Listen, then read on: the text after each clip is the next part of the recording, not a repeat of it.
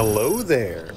Now you may have several questions like, Dave, why are you on this spaceship? Aren't you supposed to be in hell? And it turns out that Starfield is actually one of the layers of hell, who could have guessed? It was just a quick trip over the uncanny valley and down into the existential crisis corner. You see, a lot of people think there's only 9 layers to hell, but there's actually well over 2,000 and all of them are procedurally generated. Now, for those of you somehow unaware, Starfield is an action space adventure game created by Bethesda, and during the time of its release, it was their first new IP in 25 years. In fact, this game was Todd Howard's dream, his chance to make the game that he always wanted to. And when it came out, it was not received well. The reviews were mixed at the start and soon dipped into overwhelmingly negative. And a year later, when the DLC came out, it received the same treatment, now with even more vitriol. And I've come here today to express my thoughts on it and explain why I think Starfield feels like a fake video game.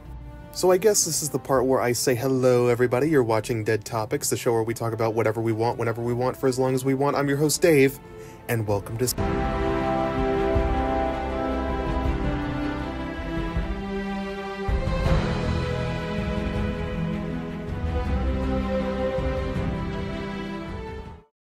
Now, I don't know how long I've been trapped in Starfield, I'm starting to lose track of time, but it's been long enough for me to know the settled systems like the back of my hands, isn't that right, Vasco? I have no idea what he's saying, but the longer I stay here, the more this game feels fake.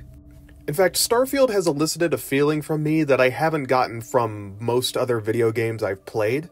One of the very few things that's unique about this game is the strange vibe it exudes. It's almost uncomfortable in a sense when playing through this game because it feels like I've fallen into a fever dream of some kind and I'm just waiting to wake up. So while this is technically a review, I'm more here to find out why this game elicits such strange feelings from me when I play it. Now, when I say Starfield is a fake video game, I don't mean it literally. Yes, you can buy the game and play it. It does exist and have mechanics. However, despite that, something about it feels artificial, not real. I believe it is the first AAA fake game. Which is why throughout this video, I'm going to repeat the mantra, Starfield is not a real game. It's a fake game. But what does that mean? In order to explain that, we're going to have to discuss a new field of science I invented 5 seconds ago, called fake mechanics. You see, a fake mechanic in a video game is a mechanic that either does not exist while tricking you into thinking it does, or a mechanic that tries to come off as complicated when it's really extremely shallow. And Starfield has a lot of those. You see, it's a game that banks on the illusion of grandeur. It's a game that wants you to believe it's incredibly deep, complex, and larger than life when it really isn't, and uses cheap illusions or tricks to push that idea. Most of the mechanics in the game are half-baked and incredibly shallow with not much to them, while they're also pretending like this game is incredibly complex and deep. You've probably heard it 1,000 times if you've seen reviews of Bethesda games, but I'm gonna say it again because it just fits so perfectly. Wide as an ocean, deep as a puddle. Starfield is a game that got so obsessed with filling itself with tons and tons of mechanics that they didn't have time to make them individually good. You see, with a lot of role-playing games, if that's what you could even call this, they have tons of different mechanics to facilitate different styles of gameplay. You'll have a bunch of perks related to stealth, or to combat, or to other things that allow you to make a diverse character with different abilities. But if you go through a certain playstyle, there's a chance that you won't interact with some mechanics in these games. If you never spec into stealth and avoid every stealth mission by running in and shooting everybody, you're not interacting with the stealth mechanics and thus won't know what they're like. When I see reviews of this game, I see time and time again that there are certain mechanics that people just don't engage with unless they don't know how they work. There is melee and hand-to-hand combat in this game. Hand-to-hand even has some perks tied to it. However, I stuck to ranged firearms for my playthrough, so I can't really speak to how good or bad those parts of the sandbox are. Now on the surface, this is a good thing since it allows for player choice and for you to make diverse builds, and in any other game it would be great. But in Bethesda games, something more nefarious happens. You see, if you play through the game and don't engage with a lot of these side mechanics, you might be tricked into thinking they're just as complex as everything else. you'll go, hey, this game has stealth mechanics, and it has a crafting system, and it has chemical crafting, and tons of different perks, and all these different spaceships, and these outpost system. It must be really complex. And that is the exact idea that the game banks on. You not finding out how shallow it truly is. It creates an illusion, a fake world where things seem complex, but the second that you actually engage with these mechanics, you find that there's not really much there. You see, most of Starfield is an illusion, which is part of why it feels like a fake video game. It's something pretending to be real, pretending to have depth, and pretending like you don't notice. And that is what this video is really about. To delve into the chicanery, the fraud, the smoke and mirrors that make up what this game truly is. A whole lot of nothing. Now, there's very little I can say about Starfield that hasn't been said already. This YouTuber, Patrician TV, has an 8-hour review of Starfield that goes over pretty much everything in the game, every single faction, the entire story, and so on. So a lot of these things you've probably heard before, but I think it's important that I point out the game's flaws because they're going to be integral to my main point. That something about this game just feels wrong, and it elicits a very strange feeling that I don't think many games can replicate. In fact, why don't I walk you through my opening experience with Starfield? Started the game, made my character, was fresh on a new Bethesda adventure, and immediately was given a spaceship and a super watch, for some reason. I touched a rock, and that suddenly made me the main character, I guess. So, I shot off into the stars. And when I gazed down at the planet below me, I was greeted with this. Is this normal in Starfield? Is that supposed to happen? I don't know if the planet's supposed to look like that. That doesn't seem normal. I think something might be wrong. It was a texture bug that was apparently quite common at the time. Planets would suddenly turn into these big green glowing Christmas orbs with text splattered on them. To have my immersion utterly shattered within the first 30 minutes of gameplay was, well, nothing new from Bethesda standards. But little did I know this giant floating ball of green was an omen. It was the first of many signs that the experience I was getting myself into was fake, like a simulation breaking down. The cracks were starting to form right away, and they only got bigger and bigger and bigger. I ignored it at first when I played Starfield, maybe had a little fun with the combat, but around 50 hours in, after I had completed the main story and gone into a brand new universe, I quit. I was going through the exact same randomly generated dungeon that I had before and thought to myself, why am I doing this? Suddenly I realized that this game wasn't fun. In fact, a lot of it was incredibly boring and lazy, so I quit, and in my steaming rage, I actually wrote a Steam review. So if you want my official dramatic review of Starfield, then allow me to read it to you. Starfield is a disappointment that we really should have seen coming. Every flaw Bethesda's games ever had is brought out tenfold, with the positive aspects of their game design dulled or removed entirely. It's a world with thousands of planets, of which you'll visit maybe 50, if that, and wish you had visited less. The settled systems are a bland, uninspired hodgepodge of half-baked ideas and unfulfilled potential. Put simply, the game feels like a soulless LARP between people who are half-trying.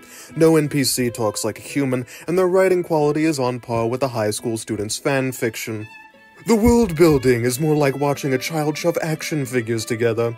This game really wishes it was Cyberpunk, a game which you should definitely play instead. When I entered a club in neon which had lighting and atmosphere so cartoonishly simple, it dawned on me that they practically didn't even try with Starfield's world design. In fact, anything this game tries to include is done a million times better somewhere else.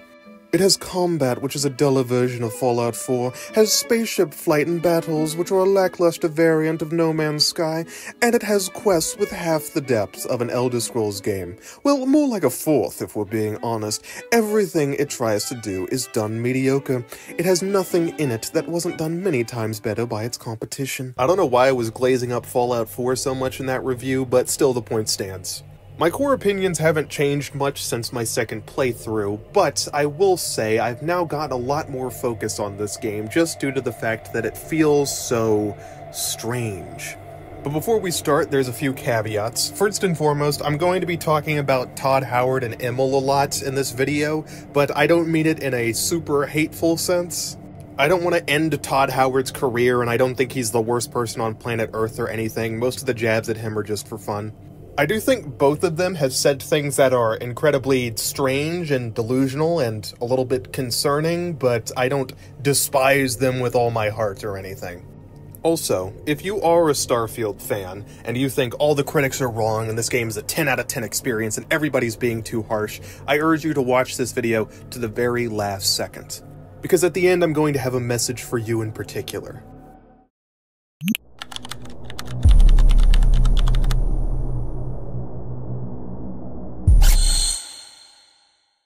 Starfield's glorious tale begins before Starfield even came out. You see, I think the marketing campaign that started before this game's release is very important in understanding why people had such a harsh reaction to it. Starfield was hyped to hell and back, with the marketing acting like this was the second coming of Christ. It's got our biggest cities yet, it's got thousands of planets, tons of adventures, a bajillion quests, and was generally hyped up as being the next big space game, the next big Bethesda RPG with tons of depth, complicated systems, and just an overall amazing experience to be had. That isn't just a backdrop. That moon is actually there orbiting the planet. Yes, you can visit it too. You see that moon over there? You can climb that. Except, it's not a real moon, is it, Todd? In fact, none of the planets that are floating around in space are actually physical. You can fly right through them since they don't have a hitbox. The top side of the planet isn't actually related at all to where you land. That's just a procedurally generated slice. So while Todd is technically true that the moon is there in the sense that they put a ball in the sky with no hitbox, but when you say it like that, it's not very impressive. And Bethesda and Todd are great at skirting the line of false advertising. They'll use half-truths, subtly disguise things, and overall do a good job at hiding the fact that they're trying to lie to your face to sell you a product. And sometimes they'll just directly lie. Like this quote from Pete Hines, which says that you can in fact walk around an entire planet, even though you can't. And he knows that. The fact that you can't do this was actually leaked prior to release, and Bethesda had to quickly confirm it. But the person who got the response here would be tricked into thinking that the game does actually support that, and would only find out and be disappointed after they spent too much time in the game to refund it. But Pete Hines left, and it was only through Twitter, so you can't get mad at us for publicly lying. And that's what Starfield's marketing was for the most part. Smoke and mirrors, half-truths, lies, deception, to trick you into thinking this game was way more complicated than it actually was. The most truthful line in the entire Starfield showcase was this one right here. Starfield is our first new universe in over 25 years, but it's still a Bethesda RPG through and through. Yes, it is a Bethesda RPG. In fact, that's all it is. Its genre is Bethesda.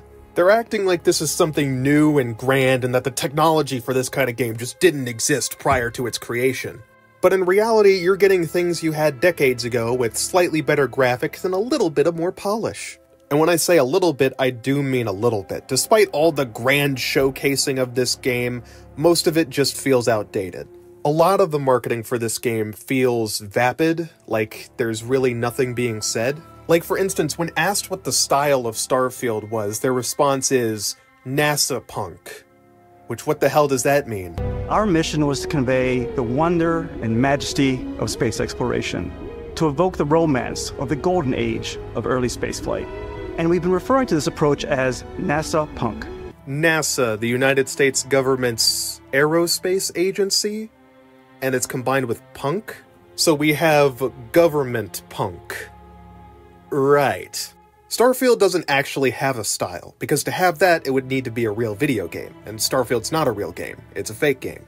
But I'll talk more of its non-existent style later, or I guess not, since there's not really much to talk about, since again, it doesn't exist. It's all an illusion, a fantasy that was cooked up by Todd Howard when he had a fever dream one time. The problem with basing things on a fever dream is that you kind of have to make sense of it yourself, and honestly, I don't think they succeeded. And most people would agree, since they were heavily disappointed once the game finally came out. Now this is when I want to make my stance here perfectly clear. Some people, who shall remain nameless, might say that we were acting entitled when we overreacted to how bad Starfield was. I disagree. When a corporation comes out and overhypes something like crazy using half-truths and pushed marketing to make something seem way more impressive than it actually is, they shouldn't be surprised when gamers who are paying over $70 in some cases for this game are disappointed when they aren't given the thing they were promised. Everybody acts like we put companies to too high standards when the companies are the ones who set those standards in the first place.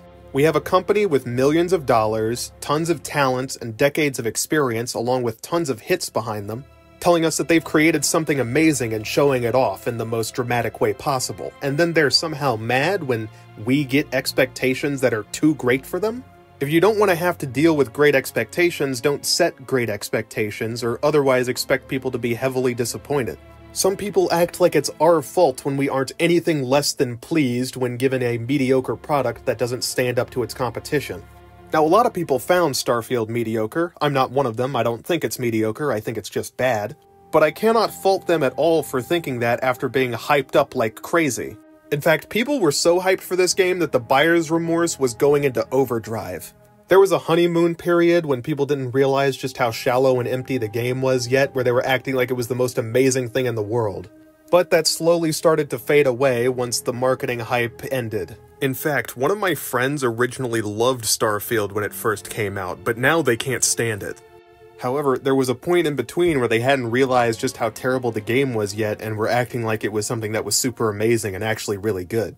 But I can't blame them. If you spend over $70 on a game with the expectation that it's going to be amazing and the game provides some generic fun for the first couple of hours, you're probably going to get tricked into thinking it's good as well.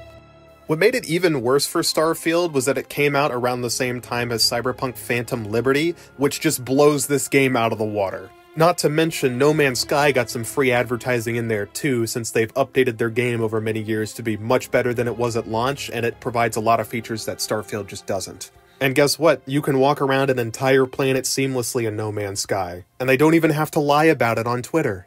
The truth of the matter is, behind all this marketing is a generic, boring Bethesda RPG that barely has an identity of its own. The marketing feels vapid, like they're saying nothing because there's not really much to be said. It reminds me a lot of the game Dreamworld, which if you haven't heard of that before, it was essentially a Kickstarter project that was created by two people who had no idea what they were doing. They slapped together a bunch of generic purchase assets and then pretended like it was going to be a complete video game when it really wasn't. And a lot of the things said in the marketing are very similar to Starfield. From the highest mountains with waist-high snow, to tundra, to desert, to a Candyland biome, to a pirate bay with jungle surrounding it that's dense enough to get lost in. You'll see it all. From the rocks at your feet to the mountains in the distance, to the people and creatures that live in these worlds. That isn't just a backdrop. That moon is actually there orbiting the planet. Yes, you can visit it too.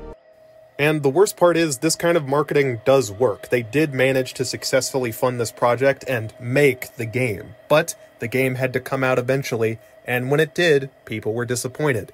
Because no matter how well you sell something, eventually the product has to end up in the buyer's hands, and once that happens, all bets are off. No more half-truths, no more deceiving, just the product right in front of our very eyes. And what we got did not impress. The game received heavily mixed reviews and then later became overwhelmingly negative for a while, and years later when the DLC came out, it received the exact same treatment. And that leads us to when it launched. At launch, it was hyped up by YouTubers for a little bit until everybody realized how shallow the experience was, and that died off. A lot of people started complaining about it, the reviews came in and weren't very positive. And there was just a bunch of launch decisions that made absolutely no sense. Like, for instance, from the very beginning, you did not have maps of the cities. That's right, there were no city maps like months after launch. That to me is still baffling, a feature which pretty much every game like this has from day one just wasn't in Starfield and had to be patched in later. And it's not like these city maps were super complicated either. If it truly was the case that these city maps were just too complicated to get working by launch, they could have given us some simpler maps to start off with and upgrade later. That way people would know where the hell they were going. But maybe the missing city maps were a metaphor of how this game lacked any sense of direction. When everything's the same, everything's generic, and one NPC is indistinguishable for another, do you really need a map to tell you where you are? Well, I think I'd like one, but whatever. Now, the release was the typical Bethesda affair, lots of bugs, but nothing too extreme. In fact, there were bugs at launch that I still encounter years later. But even the launch meltdown wasn't as exciting as some of the other games Bethesda put out. Like, Fallout 76 had some absolutely insane bugs that made that game fun to look at least. Its launch disaster was very loud, whereas Starfield's was a pathetic whimper. This is a game that's so fake it can't even do a Bethesda launch crisis correctly. And after the launch, it was all downhill from there. There's so many things that make this game feel fake, feel off. And while I could sit here and just review it simply telling you everything that's wrong with it, I think that doesn't quite get to the point of why I feel the way I do about Starfield. I won't go as far as to say Starfield is entirely a scam, because it is a real game, you can play it, it does have content, the quality of said content notwithstanding. But despite that, it still gives me that same vibe of a fake video game. Do you know the game The Day Before that came out? It was a complete and total scam using stolen assets. It had about 2-ish hours of content, which is how long you would have to play the game until you would no longer be able to refund it. After that, it was about as bland and generic as can be, with little fun to be had. Starfield is like that, but that 2-hour period is stretched out to an entire game. It's like the first AAA asset flip scam game, despite not stealing assets and not being a scam. Which is, in a way, the only thing that makes it unique, because despite being made by a major developer with people with years of experience and talent and tons of development time, it still just feels fake. And there are several reasons for that, and in this case, what the game doesn't have is just as important as what it does. So let's look at some things that Starfield lacks that makes it feel like a fake video game.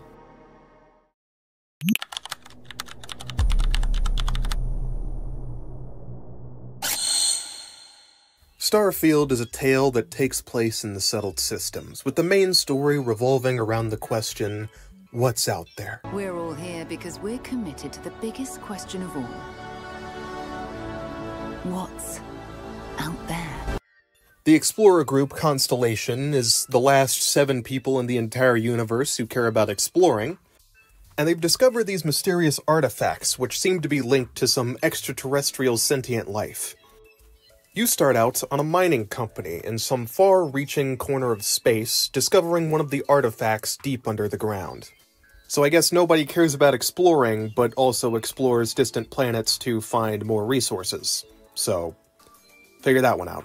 Whenever you touch one of these magic rocks, you end up having an acid trip, seeing visions of glowing lights and music. One of Constellation's members, Barrett, finds you and decides to take you away from your job. You don't have a choice, he just kinda says, nope, you're not working here anymore, goodbye.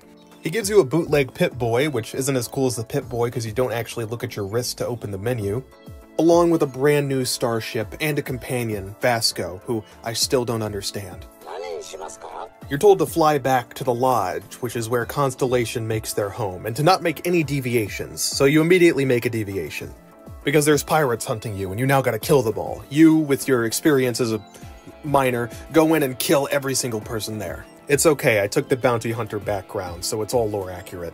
You also get the choice to persuade the bounty hunters, but that would require me to talk about the persuasion system, and I really just don't want to do that. After all the pirates are dead, you fly to the city of New Atlantis to go meet up with Constellation, and some family-friendly NPCs.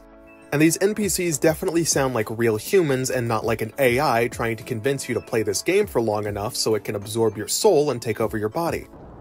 In any event, you all must be exhausted. Just give me a moment to coordinate some details with security.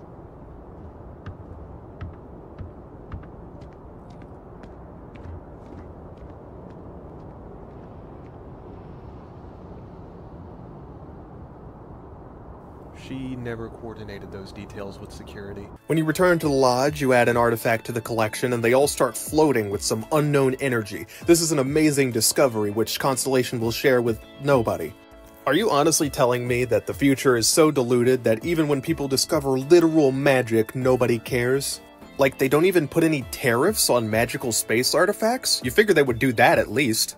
This is where your journey as Constellation's errand boy begins, as you travel to distant planets, like maybe 5 or 6 of them. Engage in space battles, which are so bad that you wish you could skip them, and try to uncover the secrets of the universe. But your hunt for artifacts is interrupted when you find a mysterious alien ship which attacks you, trying to take the artifact from your clutches. You see, this mysterious ship belongs to one of the Starborn, which I'll angrily talk about that name later. You see, the Starborn are people from other universes in the multiverse. Yes, it's a multiverse story. By collecting all the artifacts and installing them on your ship, you can build an armillary, which will allow you to fly to the center of the multiverse, entering the Unity. After you enter the Unity, you leave your previous universe behind and travel to an identical universe that's also a little bit in the past, because gameplay reasons. You also get gifted a brand new super spaceship and strange space magic armor as just part of the Unity package. Maybe this was like a marketing thing for the creators of the universe, since they couldn't sell their ships any other way since they look so stupid. A lot of the Starborn really want the artifacts so they can find temples to get more super space magic powers, and you end up fighting them in your own quest for super space magic powers, and eventually run into one called the Hunter, who is a Starborn who's been traveling through hundreds and hundreds and hundreds of universes. But you are an anomaly to him. You see, in most universes, your character just kind of dies or doesn't do anything important. So now that you've finally gotten the main character powers, he's really surprised. There's also another Starborn called the Emissary, who will be a version of one of your companions that dies during the story. One of your companions can die during the story, and it's not as dramatic as you might think. You see, the Hunter is evil. He wants you to collect all the artifacts and go through the Unity. The Emissary, on the other hand, is on the side of good. They want you to collect all the artifacts and go through the Unity. But you can choose to side with neither of them, fighting them both, and getting the artifacts and going through the Unity. Huh. Starfield's storyline is kind of stupid. In fact, a lot of it is just kind of generic sci-fi tropes and not a lot of originality or complexity. You were literally sold a bare-bones multiverse storyline that tries to act like it's super grand when it's really just not. So many things in this story feel like they were shoved in for no reason or because Todd or Emil thought it sounded cool. Like, for instance, in the Starfield lore, the entire Earth has been stripped of its atmosphere and has turned into a big dust ball.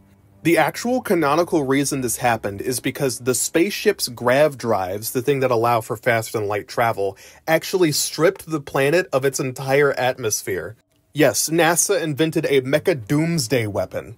It's really funny that this game plasters NASA literally everywhere in its marketing, and its style was literally called NASA Punk by one of the game devs. And at one point you even take a tour of an abandoned NASA facility, them showing them off like, hey, look how cool NASA is. And they also made NASA responsible for the deaths of billions and the destruction of the entire Earth. Yeah, really showing your love for NASA there, guys. Imagine being someone who works at NASA, shaking hands with Todd Howard, being like, oh man, it's so great that you guys put us in your game. Man, I really hope that you focus on exploration, space. It's just things I'm so fascinated by. And they respond by depicting you all as psychopathic mass murderers who kill the entire planet just for a discovery. Also, can we talk about that? The way the Earth got destroyed is so fucking stupid that it baffles me. There was a small bug, just a tiny little glitch in the grav drive that destroyed the entire planet, and they fixed this by disguising a small tweak to the fueling pumps. That means that every single spaceship in the entirety of the settled systems, of which there's gotta be like thousands and thousands of them, are all mecha doomsday weapons which can wipe an entire planet off the map.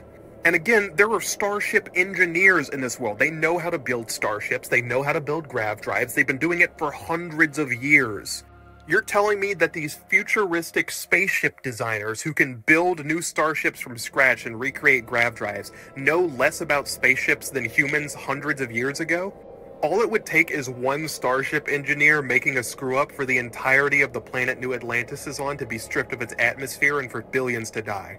Again, no thought was put into this plot at all. They just kind of threw in that spaceship destroying the planet thing because they wanted to talk about philosophy. The rest of the story doesn't fare much better. Most of the companions are incredibly boring and forgettable, and they're basically cardboard cutouts when compared to their contemporaries from things like Cyberpunk or Baldur's Gate 3. Those games have actual memorable characters with personality, but Starfield can't have any personality, because that would require it to be a real video game, and Starfield's not a real game. It's a fake game. The storyline also banks on you believing that nobody else in the entirety of the settled system is investigating these artifacts or knows anything about them, and Constellation are the only people who care about exploring. This, of course, doesn't make any fucking sense because of the game's procedural generation sticking all these massive temples and spatial anomalies right next to outposts where humans are living. It's been like 100 years since we've unlocked spaceflight. Somebody would have stumbled onto these things on accident, and there's tons of people who own artifacts and just don't look into them at all. And Constellation is supposed to be this mysterious group, despite the fact they're just parked out right in the middle of a city where anybody can come visit them. If you take the perk that allows you to get parents, they're basically in walking distance of the lodge and can send you letters and just visit there whenever they want. So Constellation isn't this mysterious, strange organization. They're pretty out in the open. Everybody should know about them.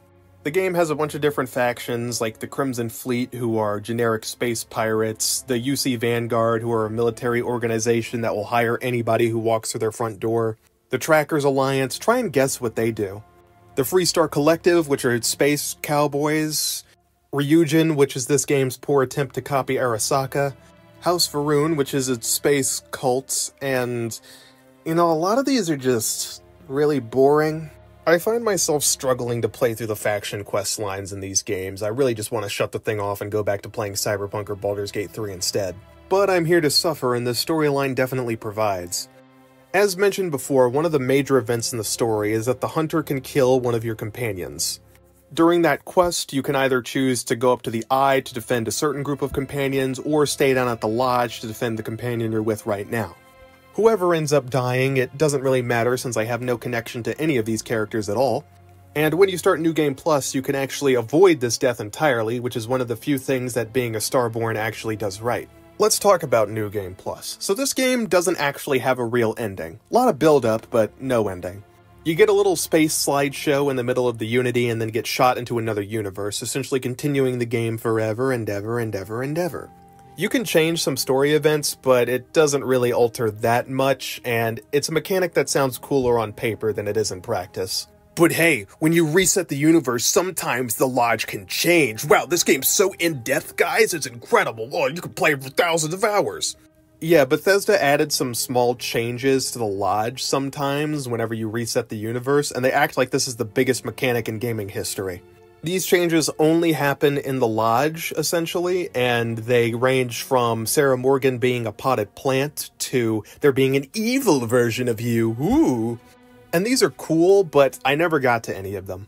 Because in order to do that, you have to collect all the artifacts and reset the entire universe again, which is so tedious and annoying, and I kinda gave up before I got that far. Resetting the universe once felt like it drained a lot of my willpower to keep playing, and I never ended up doing it a second time. Again, there's a small chance you'll get it every time you reset the universe, so you might get absolutely nothing, or you might get Sarah Morgan as a potted plant. And as much as the Starfield fans want me to sit here in awe and clap like a seal because Sarah got made into a potted plant in one timeline that I never reached, this mechanic is incredibly small in the grand scope of things, and it doesn't make Starfield amazing. There's a chance when you reset the universe you can run into a version of Constellation that is made up of alternate variants of yourself. Whoa! And you can get yourself as a companion, because one of yourself wasn't already boring enough. The only companion I found myself caring about is the Adoring Fan, because he's kind of funny. And it reminds me of a better game. The only good companion that Bethesda could make in this game is a clone of a companion in another game. Incredible. Overall, Starfield's story is a generic multiverse plot that tries to make itself seem more grand than it really is. And that's part of why this all feels fake and artificial. This storyline is just kind of strange and really boring. And going through it, I don't feel like I'm on an epic space adventure. I feel like I'm on a treadmill, running and running and running, but getting nowhere. And the mechanics of this game don't make it much better. So I guess it's time to delve into that. Buckle your space belts, because there's a lot more to cover.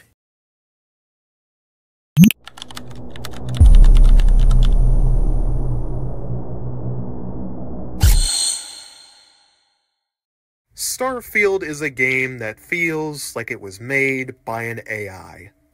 You've probably heard the phrase, "this feels like it was made by an AI," in a review before, right? It's typically used as a generic insult for any form of writing that just doesn't feel good. But when I say this about Starfield, I'm not just being catty, I mean it very specifically. You see, I watched a video about AI art not too long ago, where they gave an example of asking an AI to generate a picture of a train with legs. And the AI did just that. It generated a picture of a train with these spider legs, but it kept the train tracks.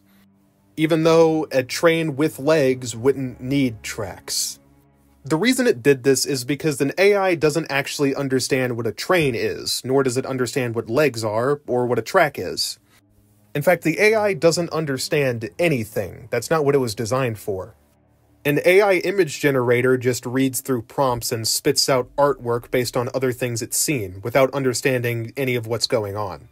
The AI doesn't know why trains have tracks, it just knows that trains have tracks. And that right there is what I think is the biggest design flaw of Starfield. Understanding that games do certain things, but not understanding why games do certain things. This mentality goes far beyond the game itself. Todd Howard seems to embody this philosophy very well. There's an infamous quote by Todd Howard, and when I first saw this, I was baffled to say the least. You see, a lot of Starfield is just empty, procedurally generated planets with next to nothing there, and this concept to most humans would be incredibly boring, but to Todd Howard, it's not. In response to this idea, Todd infamously said, "When astronauts went to the moon, there was nothing there, but they weren't bored." I sat there for a moment awestruck at how Todd Howard could say something so elegantly and so confidently stupid. But then it hit me. Todd Howard doesn't understand why people wanted to go to the moon. The guy whose dream game was about space exploration doesn't understand why people want to explore space. I can't believe I have to explain this, but I will. The reason people wanted to go to the moon was because it was a massive challenge. The moon is something that hung over our heads for thousands of years that was just too far away for us to reach. The idea of ever going there at all in the past was utterly ridiculous. No human being had ever set foot there because 1, it was incredibly far away, and 2, was incredibly treacherous. But humanity didn't take no for an answer. They got together some of the brightest minds they possibly could and assembled a marvel of technology to shoot themselves out of the planet's atmosphere and all the way to the moon, not only landing there, but also getting all the way back safely. And additionally, around the time we were doing this, the United States was in a space race against the Soviet Union. They wanted to get to the moon first to prove who was more technologically superior. So not only was there a massive push to break boundaries, but there was also a sense of competition that pushed everybody to want to get to the moon. After spending an insane amount of money, an insane amount of time, and an insane amount of dedication, we finally managed to shoot a group of people all the way into space and onto the moon. For the first time in all of human history, a man managed to get onto the moon, take a step onto a place no other person had ever reached before. When Neil Armstrong first got out of that pod, it was one small step for man, but a giant leap for mankind. If you want to go to the moon in Starfield, you just hit a fast travel button, and you're there. There's nothing here. When you strip all those other factors away, all you're left with is just nothing. You see, the moon in real life is a barren wasteland. There isn't much interesting up there, but it was never about the destination, it was about the journey. How we could break boundaries, push the laws of what was possible, and what it meant for us as a species. If you want an example of a game that does this well, that would be Kerbal Space Program, where you have to actually build a rocket to fly to the moon. And if you don't know what you're doing, actually managing to get to the moon can be difficult. You have to do a lot of trial and error and testing to build a functional rocket that can take you all the way to another planetary body. And even if there's not much up there, it's not about the destination, it's about the journey. If you could just instantly fast travel to the moon in Kerbal Space Program, then it wouldn't be as fun. But Todd Howard doesn't seem to understand this. He knows that people like going to the moon, but doesn't know why. There are games with empty barren wastelands, and the moon is an empty barren wasteland, so empty barren wastelands must be fun. Again, they don't understand why people like what they do, and as a result, they mess things up. This kind of thing is pervasive in Starfield. And this lack of understanding is one of the first of many reasons why this game can never be good, at least not with the development mindset that it had. It doesn't matter how much money you have, how much talent you have, or how much development time you have, if you just don't understand why people would want to play your game, it's not going to work. This lack of understanding seems to have spread through Bethesda like a plague, and it's very obvious that it's gotten out of hand. When the DLC for Starfield came out, barely anybody liked it. It was heavily review bombed, and everybody talked about how disappointing it was. Especially compared to Cyberpunk's DLC, which was so incredible that it basically reinvented the game.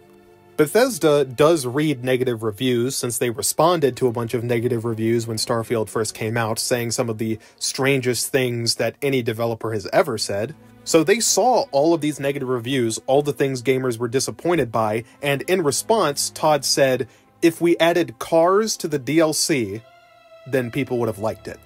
Out of all the problems that DLC had, the only one they saw is that they should have restricted the release to vehicles until the DLC came out.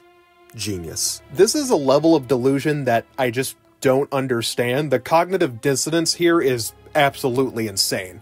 I don't think any rational human being, game developer or otherwise, would think that not having cars was Shattered Space's main problem. If instead of having vehicles in the base game and we only added them into the Shattered Space DLC, then everybody would buy it. Yeah, no, that just doesn't make any sense. What makes it worse is we explained why we didn't like this DLC. It was boring, it was more of the same, the story didn't make sense, and much, much more, yet they just refused to listen and somehow got it in their heads that we were disappointed that we didn't get Cars as a DLC exclusive. In my opinion, this delusional mindset some of the higher-ups at Bethesda seem to have is what caused this game's downfall. It may not have been the only factor, but it was one of the big factors, and let's look at some examples as to why. The world design and the variation in the different planets and major cities just reeks of AI-generated content. There's a cowboy planet, for some reason, in this futuristic sci-fi world.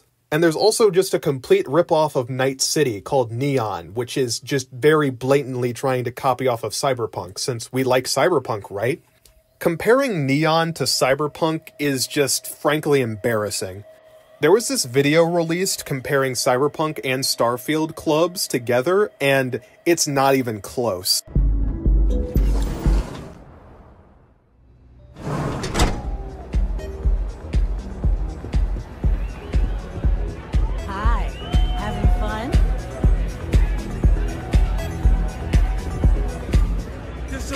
Stuff is blowing my mind.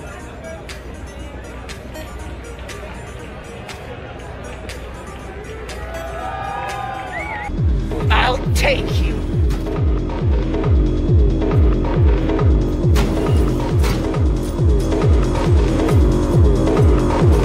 So Brick's in for Royce now. Yeah, heard what happened at All Foods. For reference, this is what they think a club is in Starfield. Yeah, I don't care how many planets you put in Starfield, the ideas that Bethesda had here don't make sense in any of them, least of all on Earth where we live. First of all, apparently according to Bethesda, nightclubs are where a bunch of people in suits go to talk about how they're taking drugs as loudly as possible.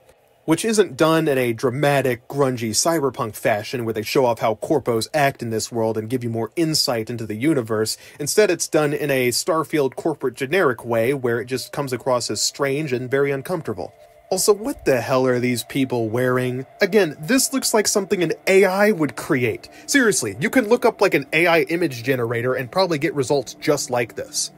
Nothing here feels like it was made by a human being. It's a collage mishmash of things that we're supposed to like, but since they don't understand why, it just doesn't come together. Seriously, someone at Bethesda walked up to a whiteboard and wrote Space Cowboys, and then everybody clapped. I like to call this clusterfuck design, where you just throw everything and anything at the wall because it sounds cool on paper. This clusterfuck design principle carries over to everything in Starfield, from the ships, to the outfits, to the guns, to the NPCs, and so on. Most of these guns look utterly ridiculous and also very impractical to use and hold. There's these videos that go over all the guns in Starfield and how ridiculous and wacky they are, and I would recommend checking them out. They're pretty funny. Out of all the outfits in the game, I could barely find any that didn't look so goofy and ridiculous that I felt embarrassed putting them on. Everything in this game has 100 devices and machines and pipes sticking out of every single orifice, and it makes it feel like you're a walking chemical factory. And the citizen outfits don't work well either, since a lot of them look so all over the place and random that it's almost goofy. What are these hats? Seriously, what are these hats? What makes it worse is there are some people that dress somewhat normally, like I think Sarah looks fine, but all the other citizens look like they're just walking into a Star Trek convention, one where everybody who assembled their cosplay was suffering from hypoxia. And the city design, boy does that not fare much better. It's clear that they really wanted to ramp up the population density to make it look more like Cyberpunk. Unfortunately, the layouts that they had didn't seem to support that at all. So what you'll have is just a bunch of citizens bumping into each other and getting into clusters like they're vultures fighting over a carcass. And since a lot of the entranceways were designed for the player and not the NPCs, they'll be way too tight for anybody to fit through. So you'll just have a bunch of citizens trying and struggling to get through the single elevator they're provided as their escape route from this nightmare. But players love big population densities, so we have to put it in at all costs. The reason we like that is because it feels more immersive, but that immersion is shattered when they start doing whatever this is. Speaking of immersion, none of these NPCs act like human beings or do anything that interesting. The only NPCs who have dialogues with each other are the ones that have pre-scripted Radiant encounters, and it's not like Oblivion where the NPCs have random discussions with each other. I would rather take the Oblivion dialogue than this empty void of silence, because at least the Oblivion dialogue was funny.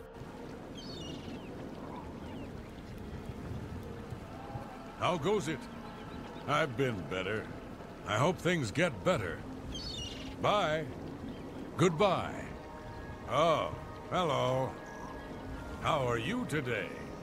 I've been better. How about you? I've been better. These NPCs can't be immersive because they barely react to anything you do, look utterly ridiculous, and are just silently standing around. You can pull out a gun and start shooting all over the place and the NPCs won't react to it in the slightest. What peeves me about this is they do have the NPCs programmed to run away if you damage them, but if you start shooting right next to them, they just don't care as long as the bullets don't hit them. They could have so easily made it that when you fired a gun next to NPCs, they would run away. The programming was probably there, it's just not included and still isn't included years later. In fact, in one of the major cities, New Atlantis, there is a memorial that you can just walk up and shoot right in front of the security, and they won't do anything about it. Hey, do you guys remember Fallout New Vegas, that game that came out 15 fucking years ago? Do you remember how it had a memorial, and if you shot at the NPCs would get angry at you? What the fuck are you doing? My brother died at the Battle of Hoover Dam. You're desecrating a war memorial. This space is a memorial to those lost during the Colony War. Your consideration is requested.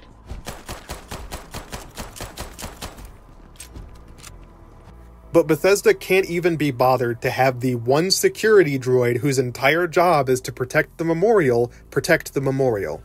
This is something that games decades ago could pull off, so why can't Starfield do it? Again, it's like they got just as far as understanding that people like these sort of memorials and small details, but not far enough to understand that they like interactivity in the world. They almost thought like a regular human. They were so close, but just didn't quite make it, and that makes it all the more infuriating. This lack of understanding continues just everywhere throughout the game, and it makes a ton of baffling decisions that I just don't understand. Also, did you know that one of the perks you can get at the very beginning of the game allows you to get a fake house that you have to pay a fake mortgage on? This is here because they want the game to seem more complicated than it really is. Oh, this game's so immersive and so real, you can get fake house and pay your mortgage. It's not really that complicated, but it does seem like something that a TV show would do as a joke when making fun of video games. Like, I could imagine a South Park bit where one of the characters has to pay off a fake mortgage for a fake house in a video game as a bit about why games getting too realistic is kind of stupid. Ah yes, in my sci-fi space adventure game where I'm flying to distant planets that are thousands of light years away, I want to settle down and pay a mortgage on my house. And speaking of in-game perks and bonuses, the perk system is really stupid. In order to unlock perks in this game, you have to first complete challenges, which usually involve doing something repetitive or grinding to get those challenges unlocked. But the game gives you so little perk points to work with, and some perk points are just mandatory for you to complete the main story.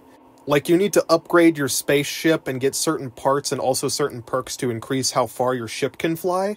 But in order to do that, that involves grinding out the boring and repetitive ship combat, which, don't even get me started on this ship combat, man. I would rather let myself get stranded on an alien world and eaten by monsters than have to deal with this spaceship anymore. But what this perk system amounts to is you usually not being able to spend your points on what you want because you're avoiding doing certain things in the game and grinding out to unlock the challenges, which are just so dumb. Remember when you could just upgrade your stats and get a perk? Simpler times. Remember all that stuff they did in Fallout New Vegas? Oh, everybody just hated Fallout New Vegas, right? Worst game ever. Let's not bother to learn anything from that, because in order to do that, we would have to be making a real video game. And Starfield's not a real video game. It's a fake game. Most of the perks here are super lame, where you just never bother to get to them because you're busy focusing on your ship or combat. Or if you were in the pre-launch era, trying to get your boost pack as upgraded as possible since there weren't any land vehicles yet to let you travel. I still can't believe it took them months to implement vehicles in the game that's main gameplay loop is running across vast, empty landscapes of complete nothingness. But in between that, there's the combat, and they must understand the combat system, right? Their lack of understanding surely couldn't impact that at all. It does. It does.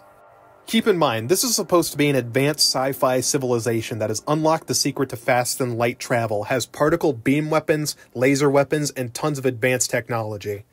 And their method of combat is generic firearms. Seriously, this game is supposed to take place over 100 years in the future with advanced sci-fi technology, and everybody's using basic ballistic weapons. This would make sense if this was just barely in the future, and they had some advanced weaponry, but wasn't quite to the future laser stage, but we've gone far past that. But they think they can get around that by sticking a bunch of random doodads and pipes in the sides of these ballistic weapons to make them look more advanced, and what any of these extra attachments do is beyond even the brightest minds. The only real improvement over a standard firearm I see is they now have holographic bullet displays, which is something we could have in real life right now. So not all that advanced. But Dave, you may say, you just said they have laser and particle weapons, right? So it can't be that big of a problem. Well, that is true, they do. You want to know how many laser weapons that they have that are unique and not just copies of previously existing weapons? 4. There's 4 laser weapons in the entire game. And one of those is the cutter, which is used for mining rocks. And how many ballistic weapons are there? 34! There are 30 more ballistic weapons than there are laser weapons in this sci-fi futuristic space game. There's also particle weapons, of which there's only 4, so even if you combine all the particle weapons and all the laser weapons, including the ones that are just tools, it still doesn't even come close to the amount of ballistic weapons that are in this game.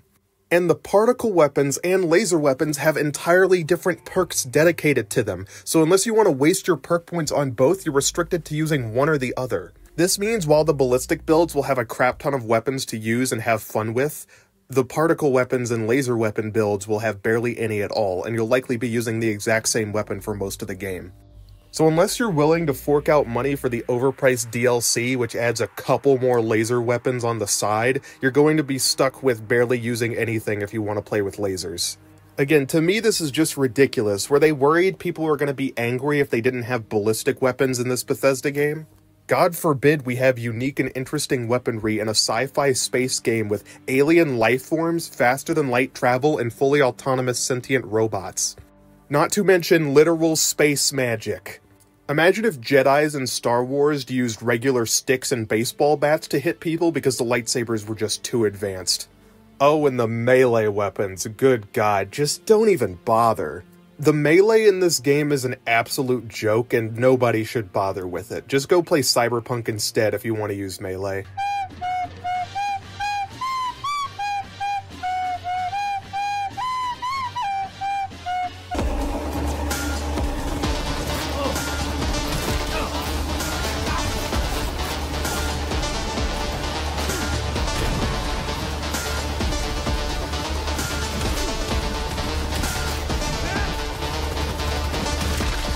In that game, you can deflect bullets with katanas and grab and throw people off of buildings. Meanwhile, in Starfield, if you upgrade your melee, you'll just be doing a bit more damage with your knife, of which there's like barely any. Honest to God, the only reason I think the melee system is in this game at all is because it was expected to be there. It's in every other Bethesda game, so they have to put melee in, even if they're not going to spend any time to make it interesting. They think people will use melee just because it's there, and that they don't have to put any effort into making it cool or fun to use. Not understanding why players would like melee combat, which is funny considering Skyrim was mainly melee combat. But even then, stealth archers were absolutely insane, so maybe Bethesda hasn't learned that much.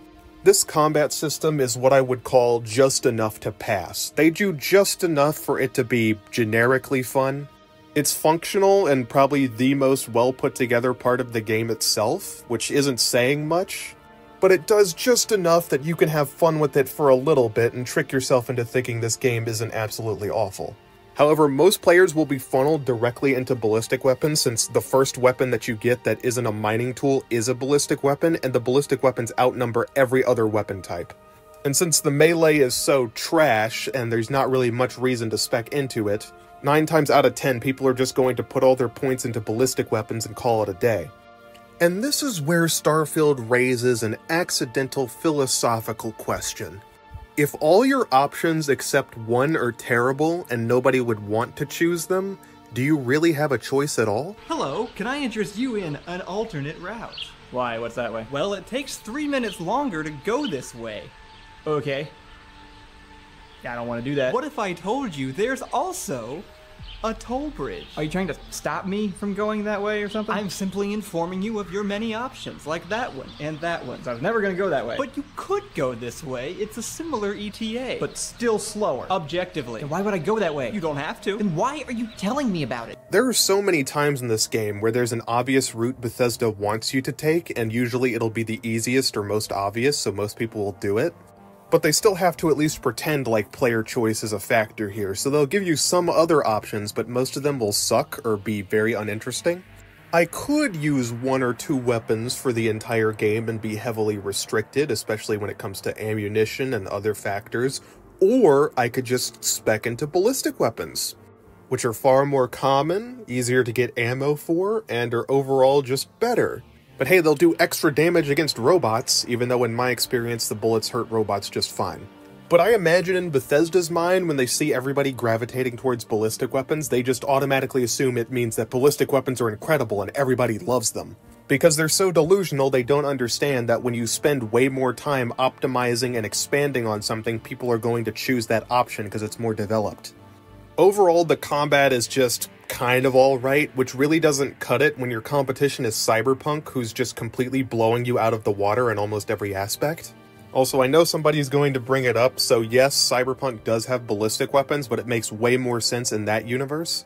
Because again, they have their own lore that is actually interesting, unlike Starfield, and additionally on top of that, they aren't flying light years away to fight aliens with space magic. And that brings us to the space magic. Good holy God, if there was anything in this game that I could point to as being the absolute worst thing it's ever done, it would be the way you acquire space magic. The system for the space magic powers that you get is so bad and nonsensical that it is beyond me how any developer, regardless of their level of experience, could possibly think this was a good idea. If nobody on Bethesda's team ever said that the temple system was bad, then there is something fundamentally wrong with their brains. So you understand the level of vitriol that I have for this horrible-ass system, I'm going to walk you through the steps of acquiring a space magic power in Starfield. First, you have to collect an artifact, which usually entails going through a radiant dungeon that you've been through 40 times before. After you collect the artifact, you have to get in your ship and then fast travel to the Eye, which puts you in a space box in which you have to fly all the way to a space station. Then, once you get to the space station, you have to go through an unskippable docking animation. Then, you have to hold down a button to actually enter into the space station. Then you have to run up inside to talk to one of the guys running the space station. Then you have to leave and undock your ship with another animation since you can't fast travel while your ship is docked. Then you have to fly to the planet by fast traveling, of course, then get into its orbit, then find the anomaly on the scanner, then land, watching an unskippable landing animation, get out of your ship, scan for the temple, go all the way to where the temple is, and wait for the door to open.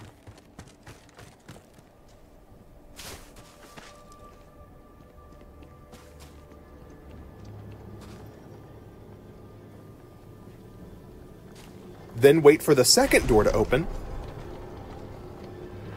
Loading screen. Then after that, you have to spend the next minute or so flying through glowing space hoops, since apparently you haven't gone through enough hoops already. Then, finally, after you've flown through enough of these glow dust areas, you can enter into the big ring, then a boring animation will play, and now you have your power. After reaching a certain point in the main quest, enemies will start spawning, but you can just run away. Now you just have to rinse and repeat that, a casual 24 times. And a lot of the powers you get are useless to mildly okay. Usually the handful that you'd actually want to use, you don't get until like the very end of your playthrough, or if you're lucky you get them right away and then never use any of the other powers. These powers essentially act like Skyrim shouts, since Bethesda can't do anything original, and they suck real bad. The pitiful Fusro Da analog that they have in this is so pathetic that it's barely worth talking about. Remember in Skyrim when you used to walk up the sides of mountains to launch your companions off in comedic fashion because the actual Fusro Da had a lot of power to it? Well, this Diet Coke version can barely push someone back a couple centimeters, and really all it does is make them flop over like a fish. But maybe that's just because I didn't upgrade it. Do you want to know how you upgrade your powers? Well, you have to reset the entire universe, go into New Game Plus, and then find the temples again. And if you want them fully upgraded, you have to do the temples 10 times each.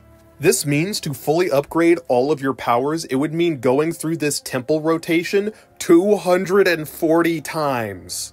Yeah, fuck that. There is no variation to these temples. They're basically just copy-pasted. You do the exact same things, and nothing changes. This system is just incredibly lazy, and there's tons of things about it that just show they barely even tried at all. It was like an afterthought. Outside of your companions, NPCs will barely react to the fact that you have access to literal magic and are breaking fundamental forces of reality. Like, you can go through the other quest lines without anybody knowing that you have space magic, and it never comes up, even if you do unlock it. You would think the military faction that I joined would be very interested in the fact that I am a literal wizard and can warp space-time, and they'd probably also want their soldiers to go visit those temples as well so they can also get these powers, since apparently anybody can just do it. That is, if they all don't die of boredom trying to collect the powers in the first place. The most Bethesda can manage is having the companions go, "Wow, that's so cool," every time you use a power. The power selection menu doesn't even show any previews of the abilities, which other games have been doing for decades now. Like in Cyberpunk, if you manage to get a perk, they have a small preview showing exactly what it does and how it's used, but Bethesda was too lazy to even do that. Everything about this power system just reeks of laziness and rushed design. They had years to figure out a way to introduce space magic into this game, and they just did it in the worst way humanly possible. Again, it feels like something they just threw in at the last moment without really thinking about it. I swear, Todd must have walked into a room and said, "Listen guys, Skyrim shouts. Go ahead and add them," and that's how it got stuck in this game. Almost everything that's been added to this game has been added because somebody thought it would be cool, and not because it has any major impact on the gameplay or connects with the systems well. Like, for instance, there's 2,000 planets, Lord knows why. It just seems like an arbitrary number that they pulled out of their ass, and it's completely unnecessary. During my second playthrough, I actually took the time to tally how many unique planets and moons I visited during gameplay. When doing the main quest, I visited a grand total of 16 planets. That's including moons. And a majority of those were temple planets, and I didn't bother to do all 24 of them on my second playthrough because I didn't see the point. Keep in mind, a lot of the planets that you visit during the main quest are planets that you go to just to get a single artifact in a Radiant dungeon. Or you're going to temple planets, which will only add 24 planets to the mix at most. But let's just say, for the sake of argument, that I went to all 24 of those planets, and then let's add an extra 10 for the rest that I visited during that game. So the main quest would have had me visit 30 planets out of 2,000. Now, there are 7 factions that you can join in Starfield. If we assume that every single faction quest had you visit at least 30 planets, which they wouldn't, even if you did all of them, that would lead you to visiting 210 different planets out of 2,000. So in total, actually doing all the faction quests and the main quest would only have you visit 10% of the planets in the settled systems. All the other planets are going to just be random generated content that could be found literally anywhere else. And keep in mind, this is a highly over-exaggerated estimate, because most faction quests probably aren't going to have you visiting 30 unique planets. I highballed my estimate in my Steam review saying that you might visit 50. Most people probably won't even visit more than 20. That is, if you aren't hunting down random planets for mining, which you don't need to at all because you can just buy all the resources that you want. Or you're doing outpost building, which is something I didn't really engage with during my playthroughs because I didn't see the point. The outposts are mostly just there because Bethesda wanted to shove in some Fallout 4 settlement shenanigans. And my question is always, why would you bother building an outpost in Starfield when you can instead play a game that's entirely dedicated to outpost building with better mechanics? Overall, the idea of having 2,000 planets was just something that they could say in the marketing to make it sound cooler than it really is. For the most part, it's just a bunch of procedurally generated nonsense. Seriously, what does having 2,000 planets actually add to the gameplay experience of Starfield? More of nothing? They could have condensed the entire game down to maybe 3 planets or 4 if they really tried. Honestly, you could fit it all in one planet if you really, really wanted to, but that would defeat the whole purpose of it being a space game, wouldn't it, Todd? Again, it was just so that they could come out and say, it has 2,000 planets, because it sounds cool. If it's literally just bigger equals better, then No Man's Sky completely blows this out of the water. If all you care about is just raw number of planets, No Man's Sky has over 18 quintillion. And you can seamlessly walk across all of them without running into any invisible walls, or fly from surface to space completely uninterrupted. And that brings us to the spaceship, one of the core elements of this game. You know, the space game. The spaceship is a total joke, and I think an illustration of why this design philosophy was completely flawed. Your spaceship isn't really a spaceship. It's a fast travel machine that lets you teleport from location to location. You can't fly it on the surface of planets, so you have to walk or drive everywhere, and the only places you can fly it are in small isolated space boxes, where you can engage in flying around aimlessly, watching unskippable docking animations, or dealing with the god-awful ship combat. I'm going to talk about that more in another section, but it was probably one of my least favorite parts of the game if the temple system didn't exist. One of the draws of a spaceship is being able to fly it. Again, I'm going to keep bringing up No Man's Sky because they managed to have you enter your spaceship, fly all the way into space, and fly to another planet completely interrupted and seamlessly. The only loading screen in that game is when you travel from system to system, and even that is disguised. But Starfield is a Bethesda game that is built like a Bethesda game. You know, those games from decades ago. So everything requires a loading screen. Loading screen, loading screen, loading screen, loading screen. They had to build all of these space sections just to make the spaceship feel somewhat like a spaceship, and they failed miserably. Your spaceship activities that aren't above planets are usually just sitting around or walking inside the interior. Because Bethesda thinks the reason people like spaceships is that they just exist. Now, one thing that a lot of people say they actually like about the game is the shipbuilder, which is, again, another part that I didn't engage with very much. And I can't say actually being able to build your own spaceship and have it appear in the world is really cool. However, to make it useful, you're going to need a lot of money, which isn't that hard to get, and also to upgrade your shipbuilding using perks, which you want to spend on combat or other things. Not to mention it was very janky with people finding ways to abuse the system. You can also buy pre-made spaceships or even unlock spaceships at the end of certain quest lines. In my first playthrough I got a couple spaceships, but in my second one I just stuck with the default spaceship and it didn't really hinder me. But again, while you can build your own spaceship and have it appear in the world, you can only fly it in isolated space areas. In a game about freedom and exploration, it feels very restrictive, like you're trapped. It does very little to sell the fantasy of spaceflight. It feels more like an amusement park ride. You could say it feels fake, because Starfield isn't a real game. It's a fake game. Again, most of the systems in this game feel like they were chucked in with no thought or understanding of how they would impact the larger whole. Probably because Bethesda doesn't use any internal design documents. The lock-picking system takes way too long, and the rewards you get for actually unlocking things kind of suck. The XP that you get from random activities seems to be all over the place and put together with no rhyme or reason. And as far as I can tell, although I'm still confused on this, companions can't permanently leave you if you start doing evil things that they don't like. Like, they'll complain at you, and then maybe sometimes get angry and stop being your active companion for a little bit, but I don't think they can permanently leave. Although I've been seeing tons of conflicting answers on this, and I'm not exactly sure how the companion like and dislike system works. My experience with it is just them bitching at me and then doing nothing about it. Overall, a lot of these systems are confusing or poorly put together and don't really have much thought put behind them. And they're not nearly as complex as they're made out to be, with a lot of the mechanics being very shallow. But Bethesda's lack of understanding aside, that leads us into our next section: Starfield's complete lack of improvement.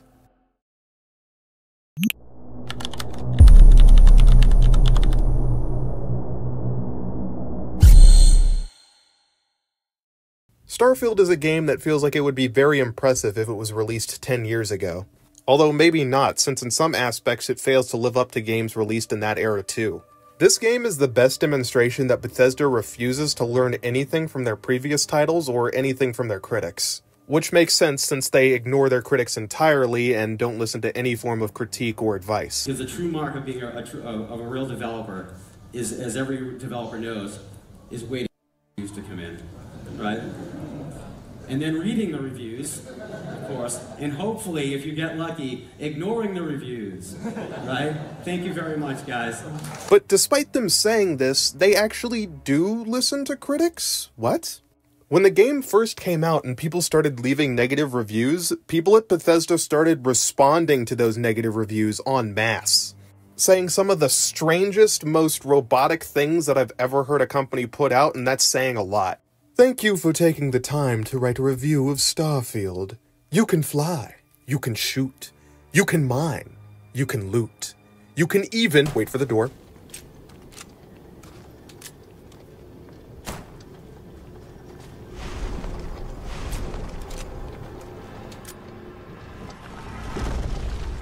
But despite the fact that Bethesda wants to claim this game is amazing and only possible thanks to new and improved technology, it really isn't. In fact, it takes several steps backwards from other games. Because the choice of where to go, it's not ours, it's yours. And it wasn't until now that we had the technology to create it. I would compare it a lot to Cyberpunk and No Man's Sky, two games that do everything that Starfield does, but better. But even when you compare it to Bethesda's other titles, some of which came out decades ago, it still fails to hold up. Something funny, when Skyrim came out, there was a bug that allowed you to access all the merchants' inventories by finding a chest that was hidden slightly under the map. This allowed you to get a ton of items for free and was pretty broken. Bethesda decided to do the exact same thing again, sticking merchant inventories in boxes, but instead of learning from their past mistakes and putting them somewhere where you can't access, on launch they stuck them slightly under the ground where anybody could find.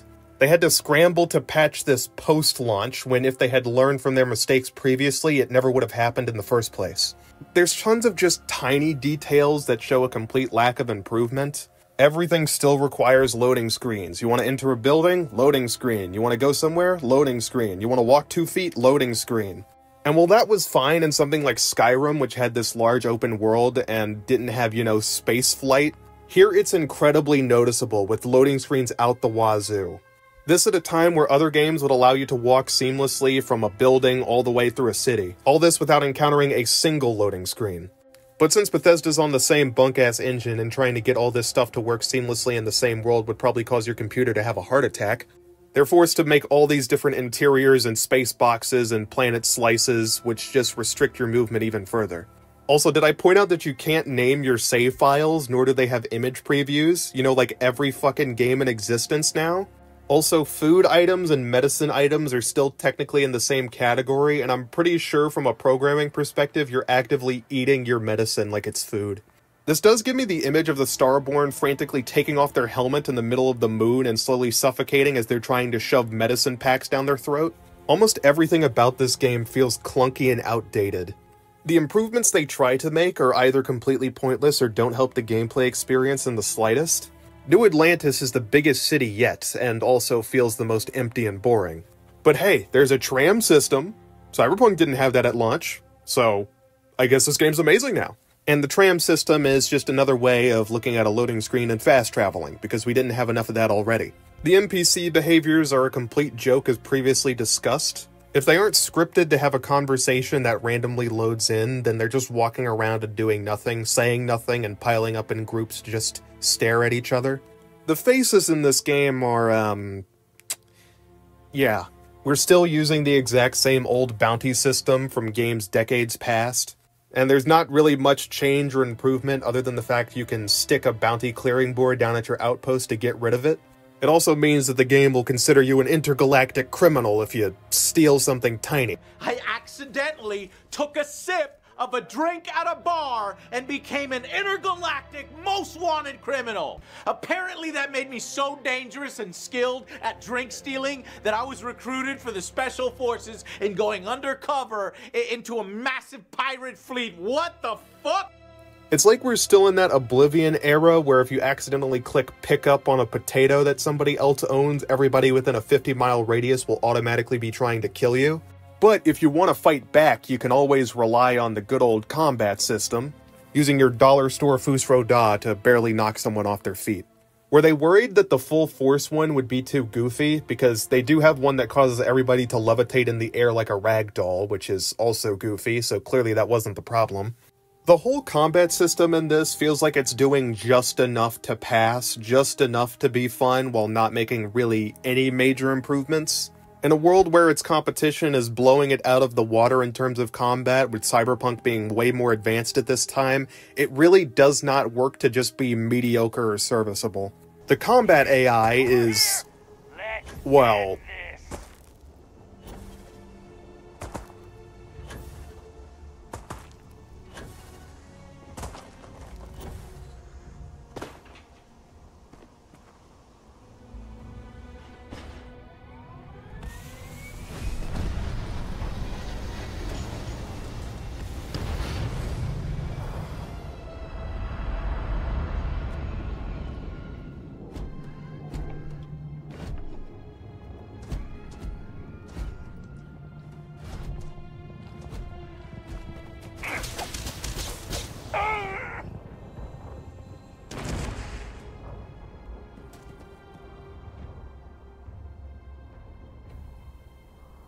it's AI, I guess.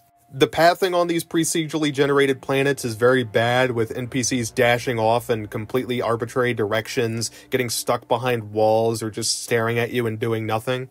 Even the big monsters, which are supposed to be threatening, like the Terramorphs, are kind of helpless if you put them in front of a doorway. But unlike some of the other Bethesda games where the bad AI is really funny, here it feels kind of sad and pathetic.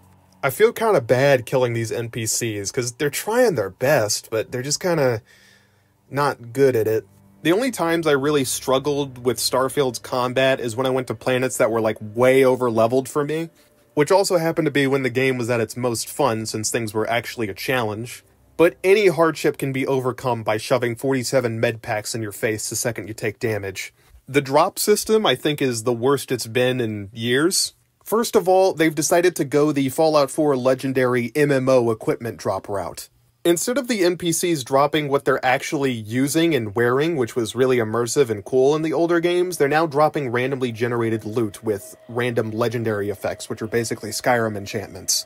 Which, unlike the actual Skyrim, you can't disenchant these effects to put them on different items. Which is incredibly fucking annoying and a huge step back for the system. During my initial playthrough of Starfield, the first legendary item I got a hold of is a pistol that shot pellets and also had a chance to stagger enemies on hit. I'm still iffy on how this mechanic works exactly, but I'm pretty sure on launch, whenever you had a weapon that shot pellets, each individual pellet had a chance to proc an on-hit effect. This meant that when I shot an enemy, it was proccing the chance to stagger them over and over and over and over again, multiple times for every single shot. This essentially stun-locked any target that I got into an encounter with, and if I kept shooting them, they just wouldn't be able to move. Combine that with the pathetic Fusro Da, and suddenly all of my enemies began doing a dance as they got stuck staggering over and over and over and over, unable to fight back like helpless children. This turned these supposedly serious conflicts incredibly goofy as my enemies began falling flat on their faces. And it was funny for a while until it got old and boring, but it just goes to show that the loot progression system is just you hoping to get a random awesome effect combo. And also, if you want your weapons to be at their highest tier, you have to go hunting down planets with higher level enemies, which is a huge grind and very annoying. And most of this wouldn't be a problem if you could disenchant these legendary effects and put them onto other items, you know, like you could in Skyrim, a game that came out in 2011. In my second playthrough, I found a suit of armor which caused all my weapons to weigh less, and if I took that off, I would instantly become over-encumbered. I'm not a huge fan of the over-encumbered system. In a game where the whole point is to go into dungeons and loot everything, I'd like to be able to carry my shit and not have to constantly micromanage it. So that means any item that could allow me to carry more was something I gravitated towards. But since I couldn't find any other armor with that same effect, I was stuck with this suit of armor for the entire game. Unless, of course, I wanted to throw away all my weapons and just stick to one, which would be incredibly boring and disinteresting. But if I ever play again, maybe I'll stick with energy weapons and the problem will solve itself. But this is when I get into a bit of a conspiracy theory. While it may be tempting to think that the reason this game flopped so hard is because Bethesda adamantly refused to listen to criticism and made no improvements on their previous systems, and that a lot of their design principles are heavily flawed and their lack of using design documentation caused everything to feel like it doesn't fit together, and all those other rational ideas, there is also the thought that incompetence is hard to separate from malice. What if a lot of these game systems are shit on purpose? What if the reason the temple system takes too long, and the reason why you have to grind repetitively for all these legendary items, is because Bethesda wants to arbitrarily inflate people's playtimes? You see, Bethesda games are incredibly famous for you being able to spend hundreds of hours in them.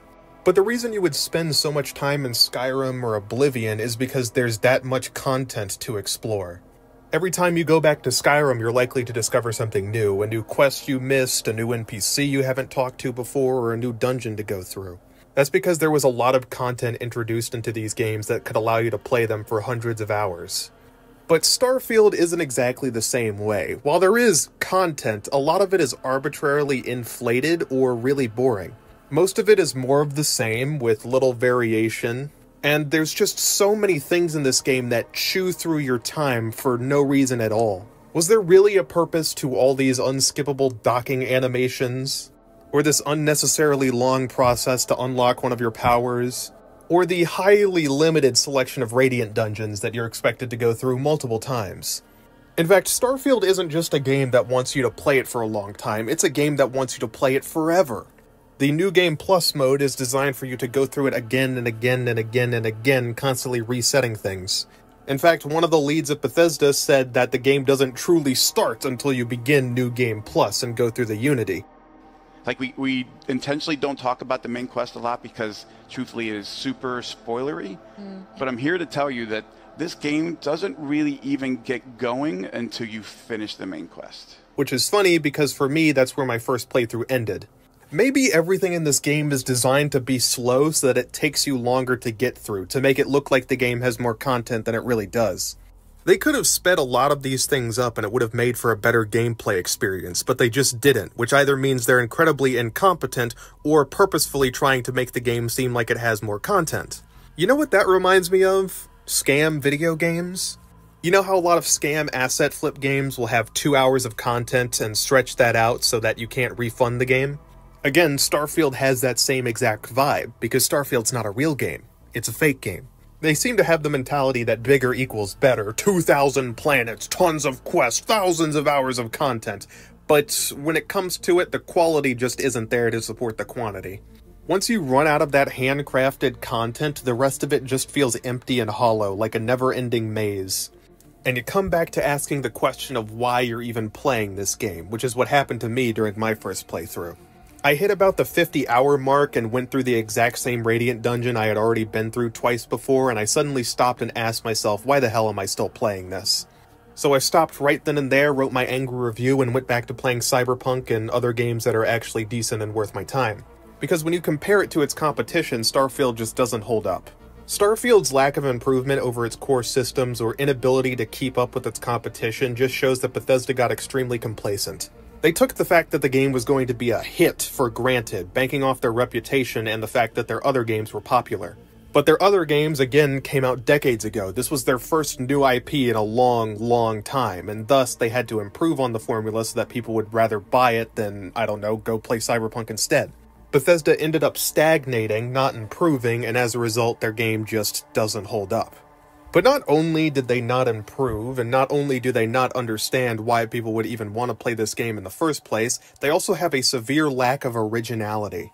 Which leads us into our next section.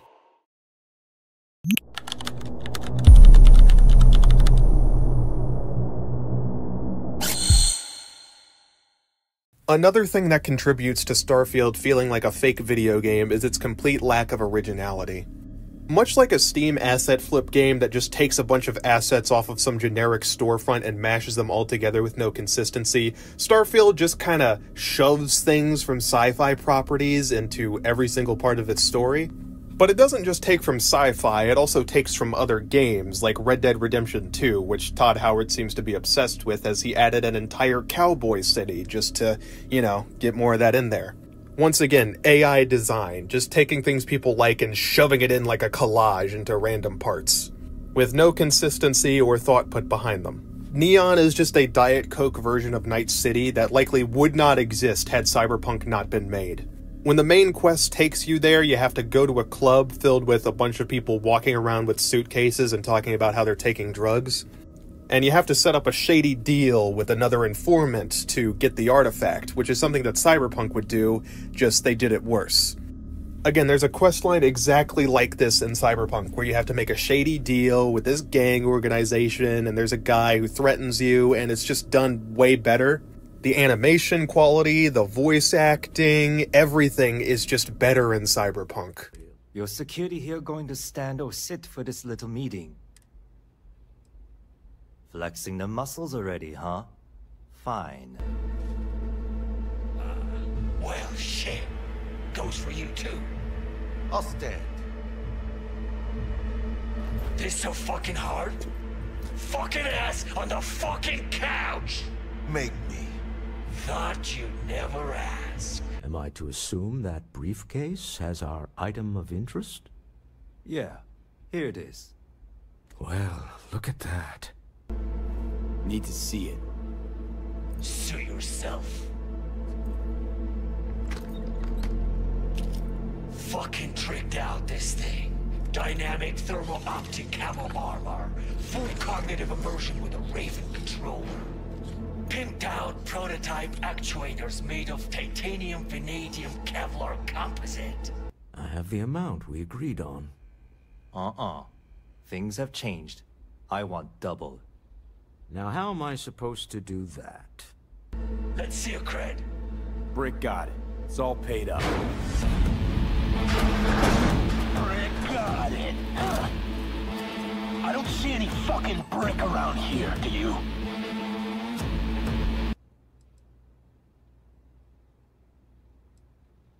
Well, he's getting both. All right. It's all yours. It's not going to happen. We're not going to talk about what just happened. It's over, and we won. That's all we have. And at the dramatic climax of this quest, you have to climb up a tower and fight all the guards, like in Cyberpunk.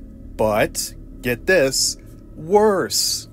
I really wanted to use the Fusro Dodge shout to blast someone off the top of the building, but it's so pathetic it wouldn't even manage that, so no fun allowed. Seriously, do I even need to talk about how these two don't compare in the slightest? Just look at them. Party like it's 2023.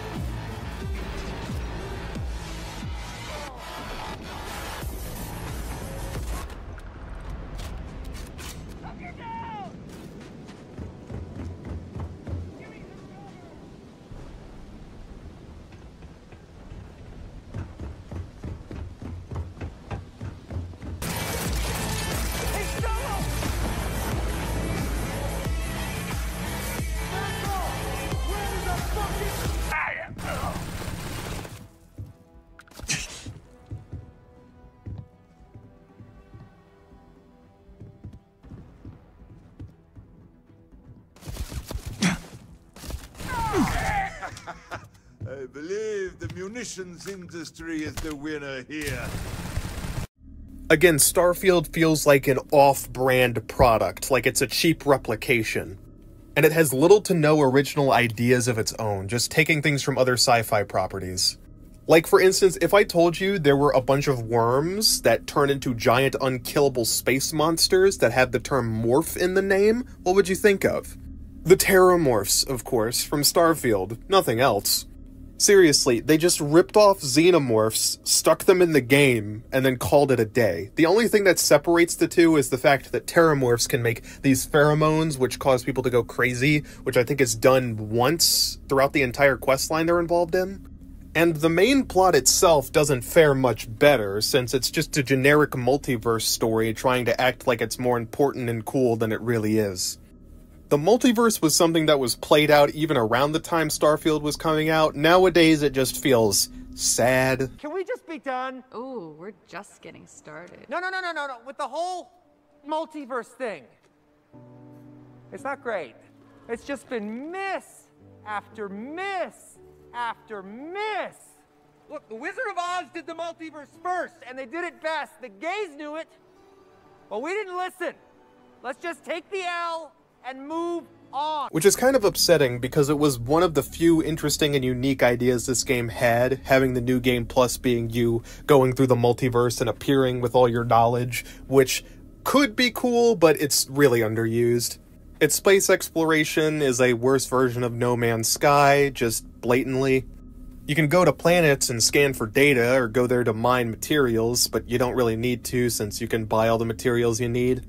And it is much, much more limited than No Man's Sky, which lets you go to almost any planet you want, mine out all the materials you want, and seamlessly walk across the entire surface. But that does also bring us back to ship combat, which I just don't want to talk about because of how awful it is, but here we are. There's something that I don't get seen brought up in a lot of reviews, so I'm going to talk about it here just because I feel the need to rant about this. This is FTL, the game that Starfield ripped off. Starfield's ship combat system is just one-for-one a ripoff of the combat system in FTL, which is a roguelike game that is a lot of fun and way more fun than Starfield. You should definitely play it. It's one of my favorites, which is why I recognized the system immediately, and it really pissed me off that they just kind of took it and did it way worse. If you're going to take this system and make improvements on it, then that's perfectly fine, but the way Starfield does it is just kind of pathetic and sad, and it really pisses me off. It was really funny watching them talk about this in the Direct like it was some new innovative system when it's existed since at least 2012. We've extended that sense of control to ship combat. It's not about just hitting your triggers to fire your weapons. It's a complex dance between your piloting skills and our power allocation system. Boosting power to your engines will make your ship faster. Powering up the grav drives will shorten the amount of time it takes before you can make a jump. And moving your power to your weapons and shields means you're ready for a fight. The basic idea is that your ship has different segments that have power bars, and when those segments take damage, then those systems get damaged and the amount of power you can put in them is reduced. Hey, wait a second! Yeah, even the menu is incredibly close to the one that they have in FTL. But the thing is, FTL is a top-down, turn-based strategy game that's real-time with pause. Now, there are people who play it without pause and, like, do insane challenge runs, but that's not me. I could never. The game is intended for you to go through slow and plan out exactly what you're doing to find out the best way to take down the enemy ship. But Starfield is meant to be an intense, big action game where you're constantly on your toes engaging in intense space dogfights, so it doesn't really work as well. There's this shitty VAT system where you can zoom in on the ship's components and lock in and fire, but that kind of takes you out of the flow of things and it just feels incredibly clunky. Again, they're taking a system that was meant for a strategy roguelike and shoving it into this action space adventure game, and it just doesn't fit quite right. Now, this is where I have to make my biases incredibly clear. I am not a huge fan of air dogfight games where you're flying jets or spaceships. Even in No Man's Sky, I wasn't really a huge fan of the ship combat because it's just not my cup of tea. I find these air vehicles incredibly complicated to control, and it doesn't make it better that I don't have a joystick and I'm doing this on keyboard. So that probably plays a factor in why I didn't like it that much, but for me it just felt like I was doing space loop-de-loops trying to get a lock on enemies that would not sit still, and it just took way longer than it needed to. And no matter what I did, it never felt like I was actually getting better at the system. It didn't matter if I got more ship upgrades, got better ships, or the perks, it just never felt fun. Sometimes I would fly in and instantly destroy my enemies with little effort, and other times I would instantly get destroyed only to come back, do nothing differently, and win again. It just felt like I was getting lucky, or maybe the enemy AI bugged out, and not that I was actually, getting better at the system as I played. It got to a point where every time a space combat was coming up, I would dread it and really wish I could just skip every single one of them. In fact, one of the selling points that they pointed out is that if you don't like the ship combat, you can just skip it entirely. If you don't want to do ship combat, that's what the grav drive's for, right? Like, yep. People run away from fights all the time. Yep. Like, just use your grav drive, jump to somewhere else. Which, yeah, I guess. If one of your positives of a system is that you can skip engaging with it, then chances are it's not that great of a system. Everything to do with the ship I just don't like. It has to be the saddest excuse for a spaceship I've ever seen in any space game. If you ask me to describe Starfield's style, I would say artificial intelligence, although it's more artificial than intelligent. Everything feels corporate and incredibly fake. The very few original ideas it does have are just drowned out by a sea of generic slop. What I didn't realize when I first started Starfield and played a handful of quests that I had seen like 90% of the game right away. Almost every quest is one you've done before in a different game, but done worse. The characters are just worse versions of other characters. In fact, I would describe Sarah Morgan as Siri. Sarah, slow down. Slow down, you made it. Sarah, you don't need to... You always do this. Every time we enter a building, you always have to do this. You're embarrassing me in front of all these people. That one person in the corner. Oh, okay. You came to your senses, good. She's 2 steps away from being a cardboard cutout and 1 step away from being a straight-up robot. She has the exact same tone of voice for almost every single occasion, even when she's calling me out for, committing flagrant murder. All that security and they still can't protect their own spaceport. The UC never fails to disappoint. I just wish I hadn't received the news from an SSNN broadcast. We have a strategic advantage to maintain. What? This is murder! You're on your own! Oh, you just killed that person in cold blood! Are you insane? I'm not looking good. Ugh. I can't be a part of this. And a lot of the companions just aren't memorable in the slightest. Like, it's not even close comparing it to other games like Baldur's Gate 3. I can name all the companions in that game by heart, but I can't name a single companion in Starfield, even though I just played it like a little while ago. Hold on, let me see how many I can name. Okay, Sam Coe, Sarah Morgan, Vasco, Andrasia,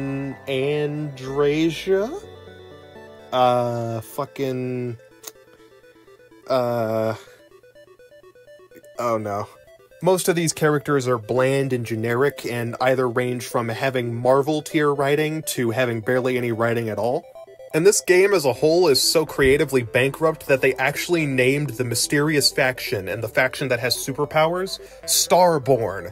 Yes, it's just Dragonborn. They just took Dragonborn and replaced Dragon with Star. How fucking lazy are they? They tried to make something new and still ended up re-releasing Skyrim again. I wish I was back in Skyrim right now. I would rather go through Bleak Falls Barrow for the 100th time than have to go through another Radiant dungeon in Starfield once. The most unique thing about Starfield is the fact it has a square shotgun, which I like because it's stupid. But it's at least something recognizable. When I see that square shotgun, I think Starfield. When I see anything else in Starfield, I think, get me out of this nightmare. Nightmare is really how I would describe it. This whole thing feels like one of your dreams that just takes aspects of your life and shoves them together with no consistency. Again, it's clusterfuck game design. They probably added half of these mechanics just because Todd thought they were cool and wrote it on a whiteboard somewhere. Every aspect of Starfield lore just feels like it was plucked out of some random sci-fi story without any shame. I wouldn't be surprised if Jedi showed up and started flinging around lightsabers in the middle of one of my missions. They're that creatively bankrupt. Then again, lightsabers may be too advanced for these people. They're probably just running around with Glocks. There's also a red space pirate faction, which, if they're run by a giant flying reptile, I'm leaving. Believe it or not, there is actually a cult in the game that does believe in a giant flying reptile that's going to, like, eat the entire universe or something, I think. That faction is also extremely mysterious and secretive. You could say they have an entire chamber of secrets. They also included an entire cloning storyline because something Star Wars, I guess. It also came out of absolutely nowhere, like when I was in the middle of the military faction and we were fighting space aliens. Suddenly it gets revealed that one of the characters is a clone and that the actual person they're cloned from is secretly alive and was planning a bunch of stuff in the background, and I just felt like this entire story went off the rails. That's what I would say if this was a real story and a real video game, but Starfield's not a real game. It's a fake game. Overall, this lack of creativity and originality causes the game once again to feel entirely artificial and corporate. I'm not saying everyone who worked on this game was creatively bankrupt. I'm sure there were people with a lot of good ideas. It's just when they combined all together, all that creativity and vision got baked out of it. All that's left is a safe corporate carcass that doesn't really say anything interesting or do anything that cool. That is to say, on purpose. So if you've been watching this video so far, it probably feels like just another review of Starfield, but this is where things are going to take a turn. You see, Starfield being a poorly designed video game with a lack of creativity is not what made me interested in it. And it's definitely not what made the game stick with me for this long, or why I have so much to say about it. The reason I focus on Starfield so much is because I believe, by complete accident, they created a decent character. One of the main antagonists of the main quest, the Hunter, is, I believe, an accidentally amazing written character. Through absolutely no intention of the writers or no planned out strategy, they stumbled into making something incredible. And this is something I want to talk about extensively in the next section. And wait for the door.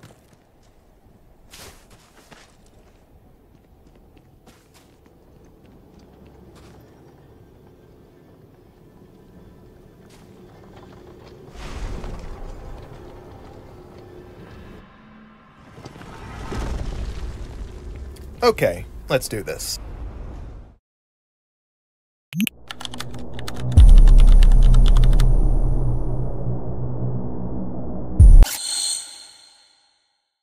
I've said in the past that for a lot of bad writers, they could turn their weaknesses into huge strengths. Like, for instance, have you ever watched a show which had a character that was supposed to be relatable and likable, but ended up being the most unlikable character in that entire franchise? If the writers took that talent of making unlikable assholes and instead used it to create a villain character, they could create some of the most compelling villains of all time. Starfield, by complete accident, ended up stumbling into an incredible character concept that causes you to get engrossed into this world. Nothing made me connect to Starfield more than the Hunter did. You see, the Hunter is a Starborn, but he is unique. He's been doing this for hundreds of years, killed his way through dozens of universes, and has collected the artifacts too many times to count. In fact, he's done it so much that he's gotten not only bored, but depressed. The Hunter has fallen into a nihilism of sorts, where he doesn't really see the value in human life. And while on its own this character isn't that great, when you combine it with the meta context of Starfield, it suddenly becomes an amazing character study. Because the Hunter is a Starfield player. You will turn into the Hunter if you play Starfield. When you play Starfield, since it's such a boring, repetitive, never-ending nightmare, you actually end up falling into behaviors that the Hunter has. You see, the Hunter doesn't actually like to kill just for the sake of it. He does it because it's the quickest route to getting all the artifacts. As he went through universe to universe, he stopped doing things the hard way, stopped doing creative things to find the artifacts, and instead devoted himself to the most effective tactic available. This mirrors how people play Starfield. When I first started out playing Starfield, I actually did go to planets to mine for materials and find them, but later I found out that the most effective way to get materials is to buy them from a shop, wait 24 hours, and then buy more from that exact same shop. And once I found that tactic, I suddenly stopped doing things the creative way. I stopped hunting down these materials and started just buying them. When I reset the universe to become Starborn and focused on the temples, I stopped doing things that I enjoy just because I wanted the powers as quickly as possible to get it over with. And soon I even stopped caring about that and instead focused on one of the simple powers that could just easily end combat encounters. I stopped seeing all these characters as characters and instead peons in a never-ending existentialist nightmare. Just as the Hunter did, you stopped viewing these characters as real people and instead artificial intelligence that's just poorly acting out what's supposed to be happening. The entire universe becomes an illusion, a playground that just isn't fun to be in anymore. Now, after a while, everything is just stuff. That's the problem. You make all the space and time in your backyard, and what do you have? A backyard. The Hunter no longer cares about human life since he's seen so many universes and know they will act out the exact same way no matter what. So again, they made a villain who became evil because he realized how shitty Starfield's AI was. And at the end of the game, he finally comes to the conclusion that all of this is pointless. I suddenly find myself feeling the weight of years. Fine. Just this once. In just this universe. Here. The entire game of collecting the artifacts and going to the Unity to reset the universe is just meaningless. Seriously, ask yourself, what are the Starborn doing? Why are they doing this? Again, when you reach the Unity, you just go to another universe where you're supposed to collect more artifacts and, once again, reach the Unity. It's a never-ending cycle leading to nowhere. Starfield doesn't have a real ending. The game was designed to go on forever and ever and ever and ever, never reaching a conclusion and never having a concrete goal. Reaching the Unity doesn't matter because it just means you'll have to reach the Unity again. Everything just kind of keeps going until you run out of stuff to do in the main universe or just give up. The Starborn are collecting powers for nothing, to collect artifacts for nothing, to reach the Unity for nothing, to continue to do more nothing. I know very little about what the Starborn actually want outside of just more powers for an unknown reason. Do they want to be famous? Do they want money? Do they want power? I'm not entirely certain. They just seem to endlessly roam around the universe, reaching the Unity again and again and again, and spreading out to an infinite number of timelines to continue spreading out and continue doing more of nothing. Starfield is a game that asks the question, what's out there? And its answer is more of the same. Sure, there are minor variations to Constellation in some universes, but they're so rare that you're likely never to encounter them if you don't reset the universe again and again and again. And most of them are minor changes. Maybe you'll find a goofy one where all the Constellation members are alternate universe versions of yourself, which is funny for a little bit, but soon loses its luster. They've created a game where the villains want nothing, where the main character wants nothing, where Constellation hunts for nothing, and where achieving unity and finding the meaning of life in the center of the universe accomplishes nothing. It's a game that communicates that everybody is a cog in an endless machine that's running for no reason, no purpose. Playing Starfield made me fall into an existential crisis of sorts because I realized that this game was just so bad. Why am I still here? It's all for nothing. You're getting resources for nothing. You're getting new guns for nothing. You're fighting for nothing. It is truly the vacuum of space incarnate. Even Starfield's own setting falls into this. Think about it. It takes place in the settled systems which are already settled. People have already explored all these places you've explored. You're not exploring something new, you're not pushing boundaries, you're going places that people have already been. Even the center of the universe itself has been explored thousands of times, in fact, maybe infinite number of times by an infinite number of Starborn. From an endless number of universes that are all exactly the same, give or take some minor deviations. From the get-go, if your goal was to do something new, you lost before you even started. Everything's been explored before, an infinite number of times in fact. Nothing you do is new. Even attaining space magic and gaining the power to rewrite the fabric of reality is, in the grand scheme of things, nothing new. Starfield is an endless game with no conclusion or goal, which causes it to feel completely unsatisfying. Compare that to Cyberpunk, where the main character is dying and the entire story revolves around how you handle that. There are many different paths, many different endings, but at the end of the day, they're all endings. Things end. You have a goal, and you may achieve it, you may not, but you eventually reach an end, which is what makes it real. Cyberpunk is a game with a soul, with a purpose. Starfield isn't. It has no purpose. It has no soul. It goes on forever and ever just because. It's a game that promises the universe, promises infinity, and it delivers. It gives you an infinity of nothingness. It can't give you fulfillment. It can't give you a conclusion because it's not a real game. Starfield is a fake game. So, that about wraps it up. This is a game that's so bad, so poorly put together that it caused me to have an existential crisis. But can Starfield ever be fixed? The answer is no. People will point to Cyberpunk and say, hey, that was a disaster at launch, but it eventually got fixed and made it to a great game. And while that is true, what separates Cyberpunk from Starfield is that Cyberpunk had a soul from the very beginning. It had an actual design philosophy and wasn't just shoving random sci-fi tropes together with no rhyme or reason.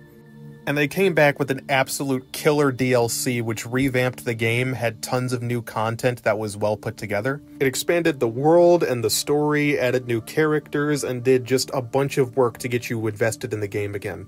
They also released an anime series for Cyberpunk, which a lot of people watched and it drummed up a lot of hype. They fixed the game and then put in effort to get people coming back, but Starfield didn't do that. Its DLC was just more of the same, and the people who played it were very disappointed. In order to actually fix Starfield, you would need to rework it from the ground up. So many systems would have to be changed, and I don't even know if the engine could support a lot of them. Do you honestly think that with this engine, Bethesda could make it so you could walk around an entire planet seamlessly, or somehow fly a spaceship on the planet? They can barely make land vehicles work, let alone a functional spaceship on a planet that's seamless. The amount of effort it would take to get this game on par with its competition is work that would better be spent on making The Elder Scrolls 6 not suck. And yes, you should be very, very worried about that game. But this is the part of the video where I have my message to Starfield fans. I know there's a group of people who are steel-willed to defend this game at every given opportunity, deflecting criticism and saying that it's great. I've even seen reviewers say this game is a 10 out of 10 experience, which from any perspective is absolutely an insane statement to make. I know there are people out there who get attached to these companies whenever they make a game they like, and they feel like an attack against the game is an attack against them personally. I just want to make one thing clear, gaming publishers are not your friends. They will take every opportunity to squeeze you of as much money as possible while also delivering you a worse product. Bethesda has already put Creation Club points into Starfield and wants you to spend money on an in-game currency to squeeze out as many pennies as possible. And if they can get away with selling you a worse product, they absolutely will, because it's less work for them for more money. They do not care about you. You are a paycheck to them. You do not have to spend all your time fighting against every single minor criticism against Starfield because Bethesda will not defend you in return. My message to you is that you deserve better than this. Yes, you deserve better. You are in an abusive relationship right now. There are these massive corporations with millions of dollars being backed by even larger corporations that definitely have the time, resources, and talent to give you a decent product. There is absolutely zero excuse for Starfield to be leagues and bounds below its competition when its competition has less money, less time, and less experience. Yes, you can have fun playing Starfield, but I would argue you'd have more fun playing a game with more passion put into it that has a better story and better mechanics. Now, of course, bigger doesn't always equal better. Starfield is definitely a perfect example of that, but these are AAA games. They're meant to be games with huge budgets, tons of people working on them that are meant to push boundaries and make games even more impressive. But nowadays that seems to happen less and less and less because companies realize they can make money off of the bare minimum effort. The actual games that are pushing things forward seem to come from smaller studios that have passion and don't want to shortchange you. It's stupidly simple, but somehow it keeps on getting lost. Studio made their game because they wanted to make a game that they wanted to play themselves. They created it because it hadn't been created before. They didn't make it to increase market share.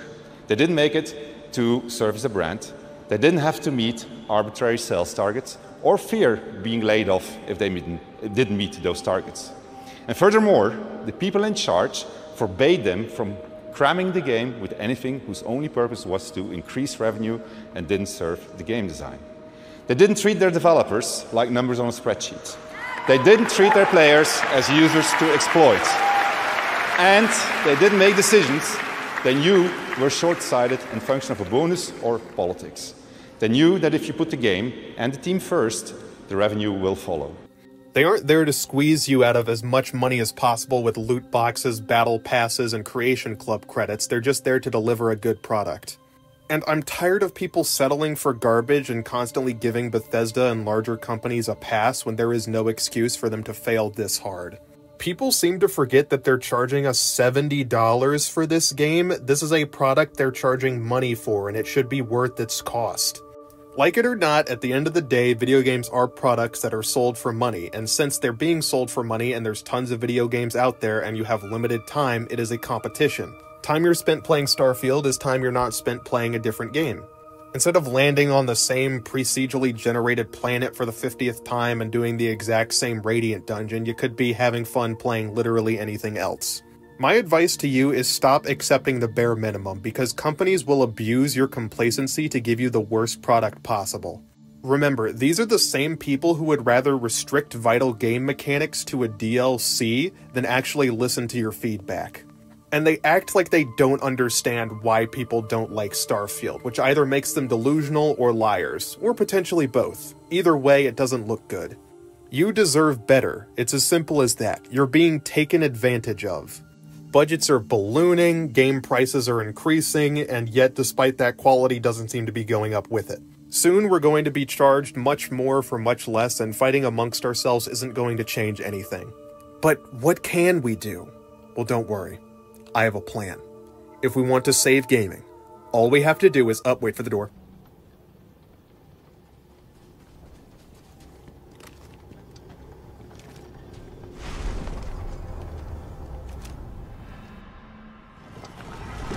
The fact of the matter is, it might be out of our hands at this point. Sure, you can choose not to buy these products, but someone else will be perfectly willing to step up and take your place. A lot of these large gaming companies have die-hard fans that are perfectly willing to spend any price to get their games, even when their quality drops. This cycle will continue endlessly until nobody can afford these games anymore and there's a massive crash where everything crumbles and tons of people get laid off. Watching the games industry rip itself to shreds is kind of like watching a train wreck in slow motion while you're tied to a chair. You can't do anything about it but scream, and there's no solution. And on that depressive note, I would like to thank my Patreon supporters for helping keep this channel afloat. Thank you. Make sure to join the Patreon if you want early access to videos.